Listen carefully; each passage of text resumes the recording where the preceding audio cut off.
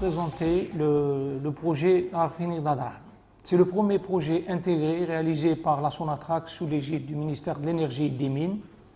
Son intérêt, c'est de valoriser les réserves d'hydrocarbures découvertes au début des années 80, assurer la sécurité d'approvisionnement des 4 wilayas, c'est-à-dire Béchar, Adrar, Tindouf et Tamanrasset, en produits énergétiques qui sont actuellement alimentés à partir de la raffinerie d'Arzeu, la raffinerie de Hassim et Saoud, et la création de nombreux emplois directs et indirects et un développement socio-économique de la région.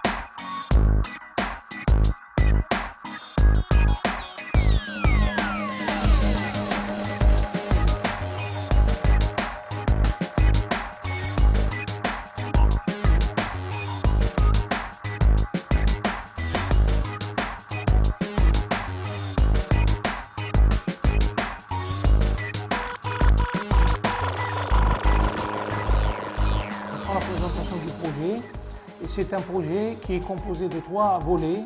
Donc le volet amont pour le développement des gisements, le volet raffinage donc avec une raffinerie de pétrole, plus le volet distribution avec une société de distribution.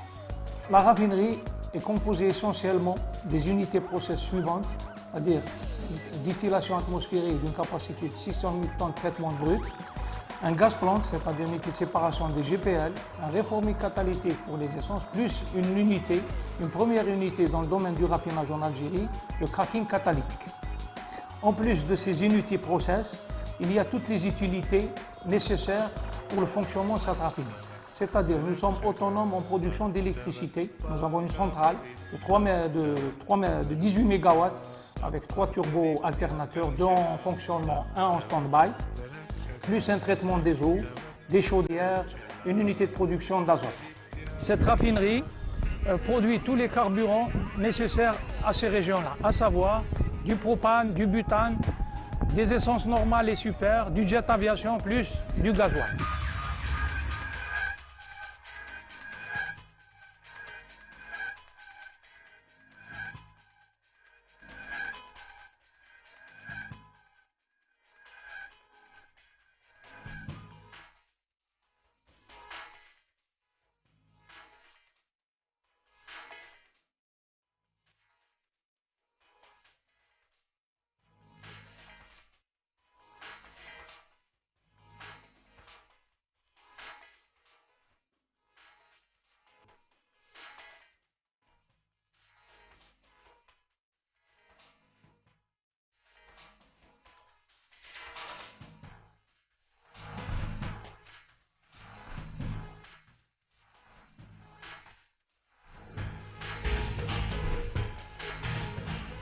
Actuellement, il y a à peu près 300 Chinois et plus de 200 Algériens. Vous avez actuellement plus de 250 personnes recrutées au niveau local et formées à l'IAP d'Arzeu et de Skikda, plus des administratifs recrutés localement. Et ce nombre va s'accroître dans le futur. Ceci, c'est pour le développement de la région. Ça, c'est les emplois directs. Plus les emplois indirects, c'est toutes les retombées, c'est-à-dire que nous allons assurer une société de gestion de la restauration par une société locale, plus des sociétés de transport du personnel, plus des sociétés de nettoyage. Donc tout ça fera des créations d'emplois indirects au niveau de la région. Maintenant, côté environnement. Donc le côté environnement n'a pas été oublié. Au contraire, la raffinerie dispose d'une unité de traitement des eaux très complète pour traiter l'eau aux normes et standards algériens, plus n'ayant pas de réseau d'évacuation de cette région, nous avons disons, nous avons construit un bassin d'évaporation au nord de la raffinerie à 4 km pour permettre à cette eau de s'évaporer normalement dans les normes internationales. Et actuellement, une étude, un suivi au niveau local pour voir la possibilité d'utiliser cette eau pour l'irrigation, parce qu'il y a vraiment de grandes quantités d'eau.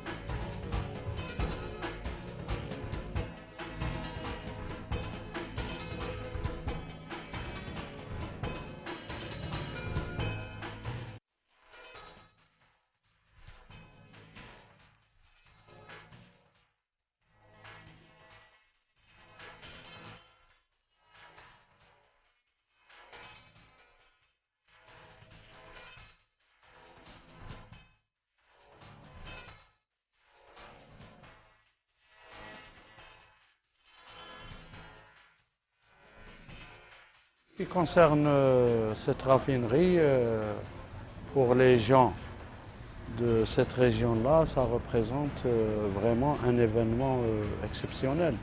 C'est un phénomène extraordinaire. À un certain moment, les années 80, on nous disait que la région du Grand Sud, et particulièrement la région du Touat, était vouée à un avenir purement agricole. On n'avait pas le droit d'avoir notre part en matière d'industrie. Et tout d'un coup, on se retrouve donc avec l'une des plus grandes raffineries d'Algérie. C'est phénoménal. Et puis, les gens sont vraiment... Au début, c'était la curiosité. Qu'est-ce que c'est qu'une raffinerie? Qu'est-ce que ça va donner? Qu'est-ce que ça va produire? Maintenant, c'est la pleine activité. Les gens commencent à travailler avec ces gens-là. Il y a maintenant des jeunes qui sont recrutés, donc ça a créé de l'emploi. Il y a même des jeunes ingénieurs qui ont été formés par cette société. Donc il y a beaucoup de jeunes qui ont bénéficié d'un emploi dans cette raffinerie. De plus, beaucoup de gens travaillent avec cette société. Il y a des gens qui louent leurs voitures, il y a des gens qui louent leurs appartements. Le transport maintenant du carburant, donc c'est la petite révolution au niveau de cette région-là. Et ceci sur le plan des retombées économiques, il faut voir que aussi il y a sur le plan social des retombées sociales, il y a maintenant beaucoup plus d'argent, il y a beaucoup de revenus, les restaurants travaillent, les petits vendeurs de fruits et légumes travaillent, les petits commerçants travaillent, donc c'est la petite révolution. Donc il y a une amélioration du niveau de vie. Beaucoup de gens maintenant commencent à reconstruire leurs maisons qui étaient des vieilles bâtisses en toube et qui sont en train de refaire maintenant des logements modernes avec du béton, etc., le confort exigé par la vie d'un jeune moderne. Et donc il y a toute une série de retombées, tant sur le plan économique que sur le plan social, même sur le plan culturel. Sur le plan culturel, on s'intéresse donc à ces gens-là qui sont des Chinois. Il y a des Chinois maintenant qui travaillent dans cette société et qui viennent faire la prière avec les gens le vendredi.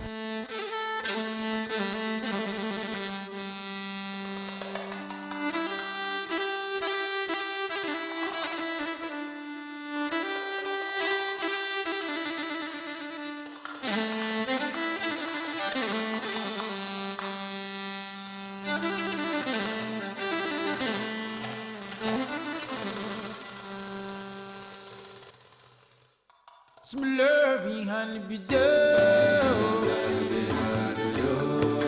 ولا لا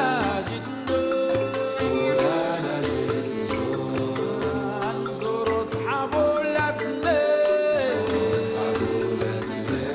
هادوك اللي مجاورين ديروا دعوة يا السامعين اليوم شبيك ما بنين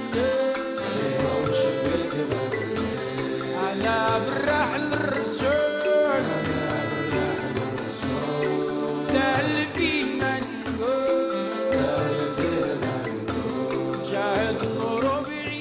gens de la région, il faut le dire, que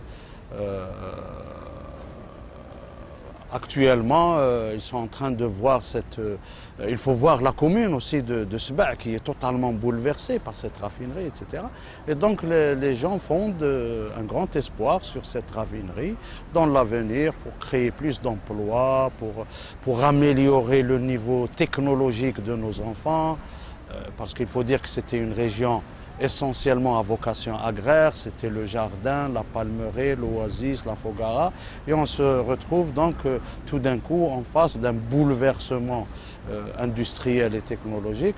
Donc il y a beaucoup de choses qui, nous espérons, vont aider, vont contribuer au développement de cette région. Nous avons aussi des traditions commerciales avec les pays africains. C'était pendant des siècles et des siècles, c'était la prospérité du commerce caravanier. Et même jusqu'à présent, c'est le commerce du troc avec le Mali, le Niger, toute cette région du Sahel. Et donc nous espérons également que cette raffinerie pourra participer